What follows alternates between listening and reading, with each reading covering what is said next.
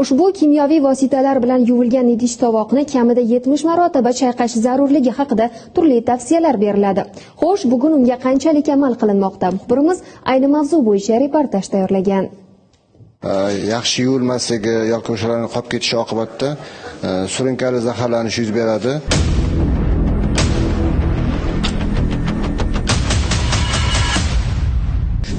Unaqa bir kam uchraydigan kasallik deyolmaymiz, o'zgarishi ko'p uchraydigan kasallardan hisoblanadi. Maddoxonalarda yoki o'sha kafe, restoranlarda idishlarning yaxshi yuvilmaganligi sababli o'sha gellarning qolishi bu oshqozon ichak traktiga ovqat bilan birga kirish oqibatida bemorlarda oshqozon ichak kasalliklari, gastrit, kolit, allergik kasalliklar, teri kasalliklari, ekzema, psoriaz, nafas yo'llari kasalliklari, bronxialniy astma yoki har xil astmatik bronxitlar rivojlanishiga olib keladi. Shu tarzda inson bir yilda o'zi bilmagan holda kamida 250 gram, ya'ni 1 stakan gelni yeb qo'yishi mumkin.